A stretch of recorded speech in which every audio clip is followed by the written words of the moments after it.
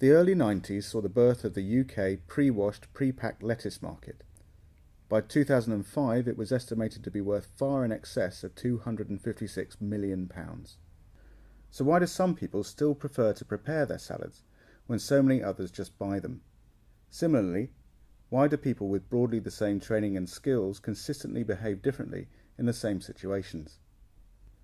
Segmentation is the idea that a group is not fully homogeneous. Groups can be divided into subgroups that have different wants, needs, drivers and motivations, resulting in different behaviour. Consequently, the provider of a product or service can directly influence the behaviour of the subgroup more completely by communicating to it more directly. Why do you use the supermarket that you tend to use?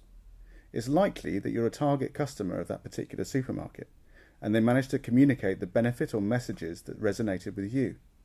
You belong to the customer segment that is most attracted to that supermarket's proposition. If we take the example of grocery shopping further, supermarkets need to communicate and entice at least one of the 8 segments of grocery shopper. The value shopper, someone who consistently seeks the best deal. The techno consumer, someone who is happy to order everything over the internet.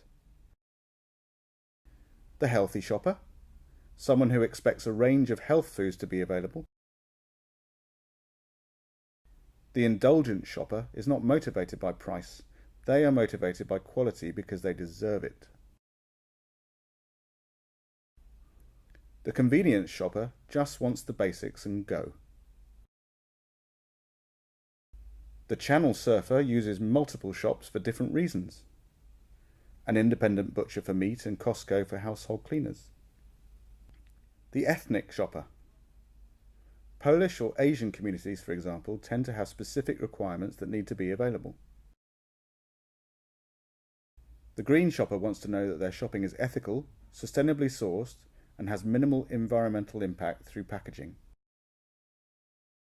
When supermarkets communicate to these different customer segments, it's based on the presumption that customers will likely react more strongly to targeted and focused messaging, even though there's a degree of crossover between subgroups.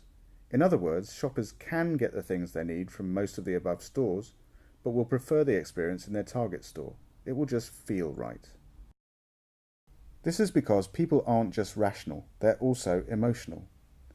And if the benefits of the product or services are framed in the right way for that target segment, their likelihood to react positively to buy is so much stronger.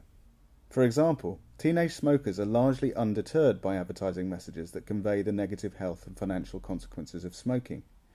Rather, their perceptions of smoking and its impact on their ability to attract potential romantic partners are a far stronger motivator.